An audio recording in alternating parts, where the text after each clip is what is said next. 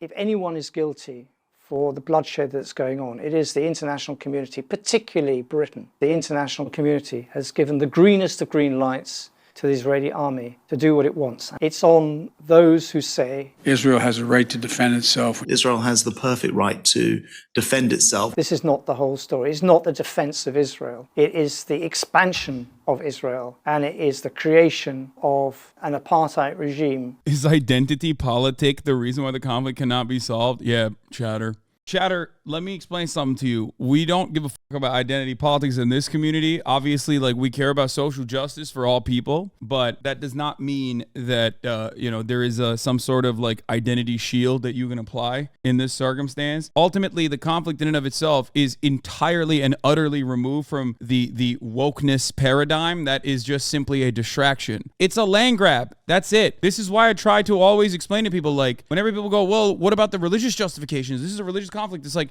no, dog. Religion is just a tool in that circumstance, okay? Religion is a galvanizing factor, a tool that Hamas will also apply as well to utilize to make sure that they have a base of support early on. And it's one factor out of many. Obviously, there are significantly more important factors in why Palestinian people get pushed and become more radicalized and find themselves on the side of Hamas as their only fucking mechanism of pushback, violent retaliation. But beyond that, like, religion is simply just a tool in this circumstance. It is a way to justify land grabs on the Israeli side, and that's it. All right, let's continue. To a Holocaust. Half my family died in the Holocaust. There's no comparison. From a Palestinian perspective, you have to realize that Israel was the lords, the masters of the land. They controlled all your movements. They controlled how much you ate. They controlled who you married. It's the one that decides when to attack. I'm appalled by some of the things that happened.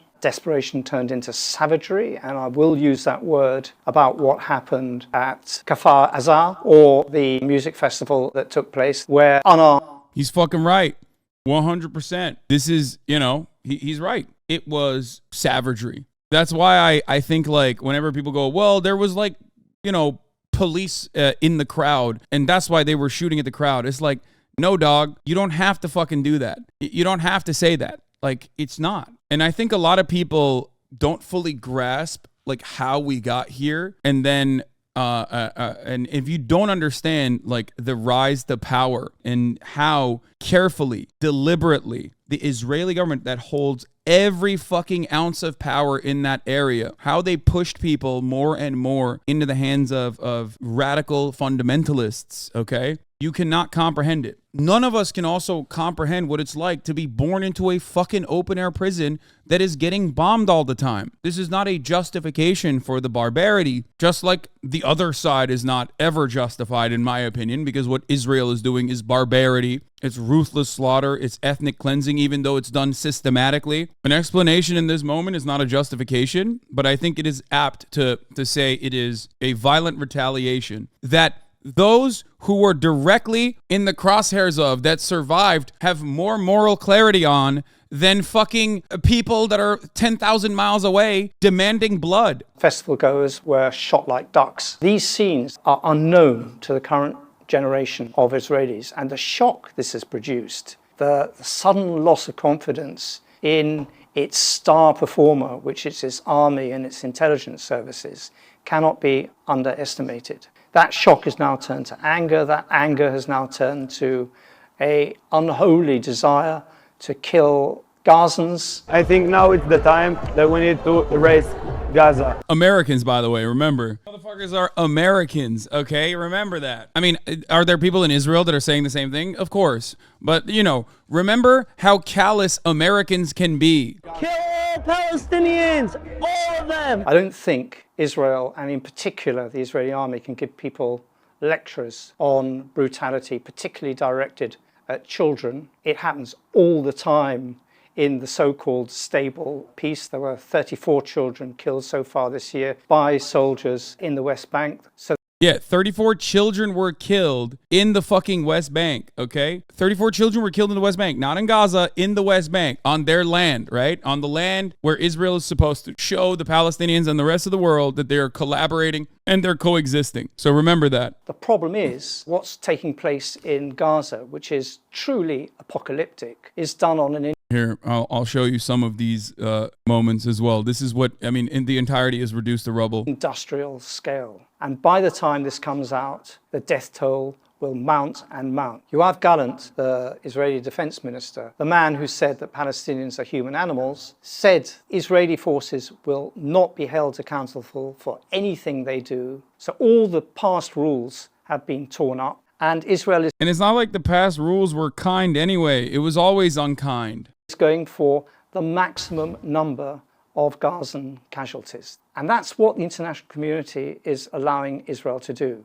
They have given Netanyahu the green light and an unlimited time to mount a ground invasion of Gaza.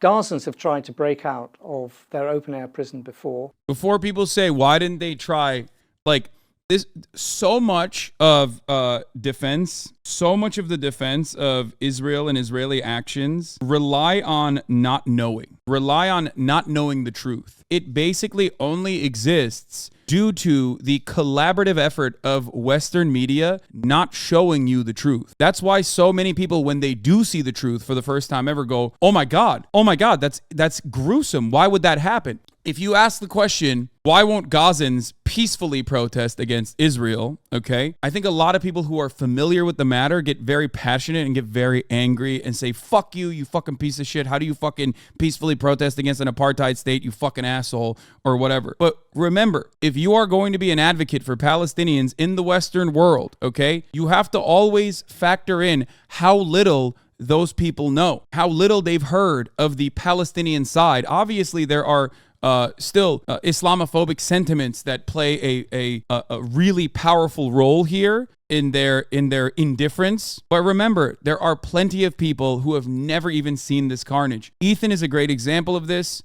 Okay, Ethan lived in Israel. Ethan is empathetic to Palestinians. Okay, he's empathetic to the Palestinian plight. He had no fucking idea about the great, the march to return. He did not know. He did not know what happened in 2018, where every Friday, thousands of Palestinian women, children, men, they walked to the border wall and got shot by IDF snipers. They simply did not know. So if you don't even know that part of the puzzle, okay, because you've never heard it, okay, yeah, you are going to develop a perspective that is completely devoid of the reality on the ground. Stop yelling at people and saying they're evil if they are empathetic and willing to hear it out. Here, this is the story. Palestinians in Gaza tried the non-violent route even after decades of being killed and occupied. They organized the Great March to Return, peacefully went to the fence with the plea, let us go. What was the Israeli response? To shoot and kill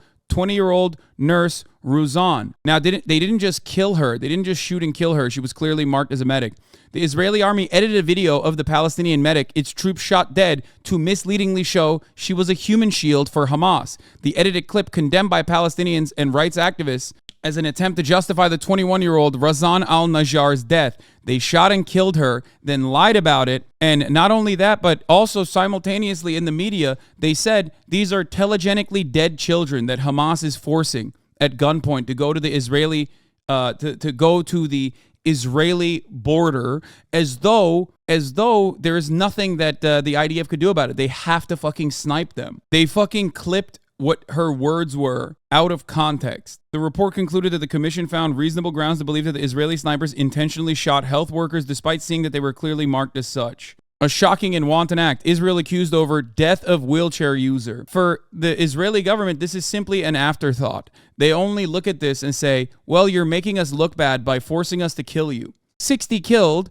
1,700 hospitalized, the worst one-day total in Gaza since the 2014 war. The toll elicited responses of defiance from some Israelis, rationalizations in others. Dozens of Palestinians have died in protest as the U.S. prepares to open its Jerusalem embassy. There is a reason why Palestinians are not killed, they die. There's a reason why Israelis are killed, but Palestinians are always just, they die. How does that happen? Do they die on their own? Are they just dying for no reason? Who's killing them? Israel is killing them. That's who. And that's only one aspect of the Western media's complicity in the ongoing apartheid regime and the war crimes.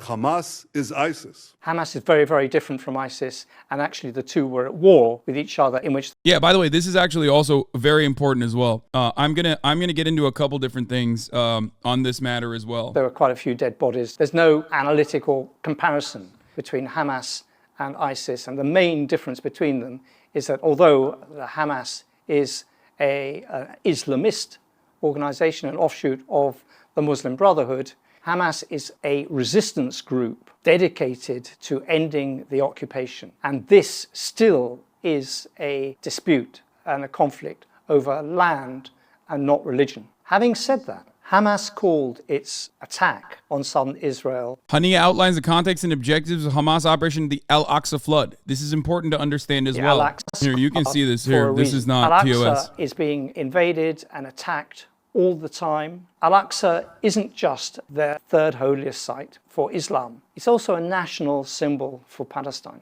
This sacred turf is actually being taken away piecemeal. And again, the West is letting them do this. This was the reason for Hamas saying enough is enough. But there were lots of other reasons as well. If you can imagine it, 16 years in an open-air prison with the electricity controlled or rationed, food rationed.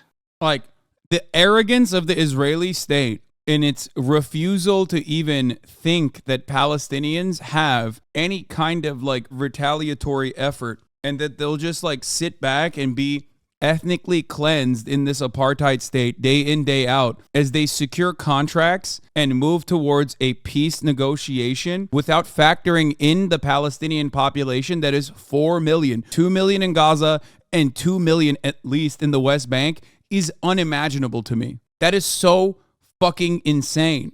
Reversing the logic of the last possibility of an agreement on a two-state solution, which is in 2002, which was called the Arab Peace Initiative.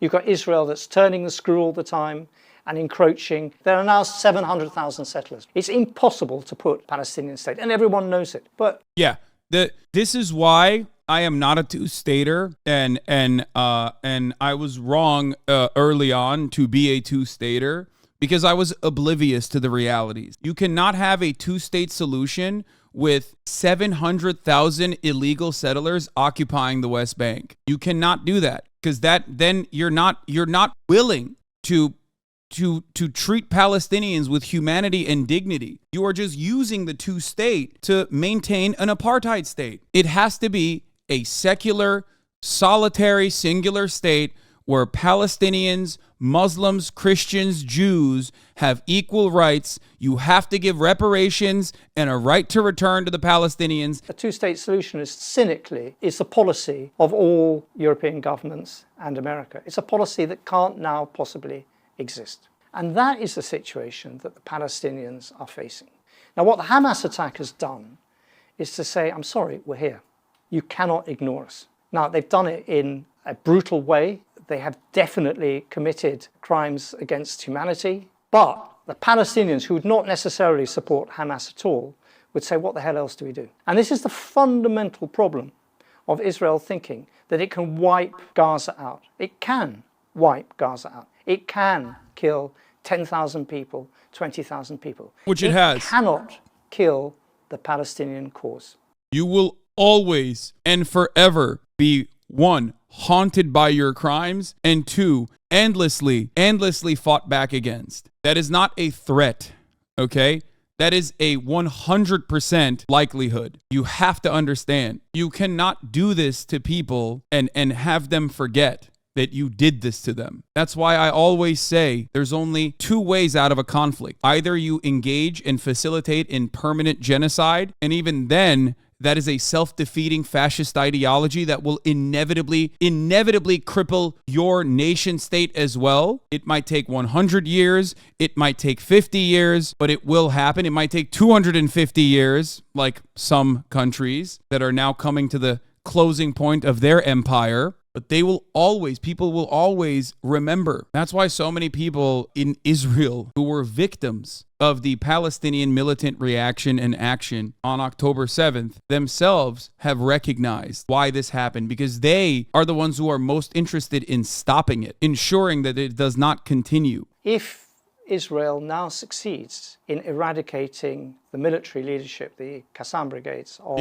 Gaza, and kills them all, what do you think is going to happen to the memory that they leave behind? Yes, they can level Gaza. They can reduce the whole thing to a pile of rubble. They can kill 100,000 people, and they can say, and they have done. And they can even defeat Hezbollah. But what do you think is going to happen to the memory of all those dead in a new generation that will break out with even stronger force in 20 or 30 years' time? That's history. That's what's happened before. Resistance, armed resistance, has been crushed many times. It was crushed in 1948. It was crushed in 1969. It was crushed in 1973. It is looking at the situation in Israel and thinking that more violent means is going to somehow solve this conflict is so utterly insane to me. Because for 75 years, you have done the same thing. You've bullied these people, you've humiliated these people, you've taken their lands, you've killed them, you've expelled them, refused to give them the dignity and the humanity, when time and time again, parts resisted violently, but there was an overwhelming consensus and a recognition that they wanted to survive. And you never showed them an ounce of fucking dignity. You never treated them as peers. You never treated them as equals. You constantly fucking kept doubling down on your violence. And that's precisely how this situation went from throwing fucking rocks in the first intifada and engaging in strikes to explosives in the second one. The problem is, what will other countries do? The West already made their statement, and I doubt that Iran or Hezbollah will help, because if Israel closes the cease of existence, they will use nukes, but before this, USA will help. No, I think that Hezbollah, I suspect that Hamas assumed that Hezbollah would open a two-front war and that Iran would potentially come to help as well. This did not happen. And now I think that Seymour Hersh is, I agree with the Hersh man's analysis on the matter, or at least I agree with whoever he's getting sources from, that they are just going to wipe out as many buildings as possible and start dropping JDAMs and bunker busters to try to destroy the complex tunnel network that is underneath Gaza, and then go in afterwards. But if Israel thinks that they can wipe out Hamas and wipe out the Palestinian resistance, history tells us they are completely wrong. And all we are doing now is setting the seeds for an even more powerful round of resistance in 1 or 2 decades to come. How do we stop the violence? We stop the violence by reversing course, by realizing that the Palestinians are people, that there's always going to be resistance, whether it's Hamas, whether it's anyone else, whatever they call themselves, they are not going to be chucked off their land. There is not going to be another Nakba. They're going to stay there, whatever, and they're going to die on that land. The only way out of this incredible cul-de-sac that we've got ourselves into is to stop giving Israel the green light, enforce negotiations, sharing the land from the river to the sea between the two peoples. And this has got to be done with a realization in Israel that there is no end to this until they fundamentally reverse course.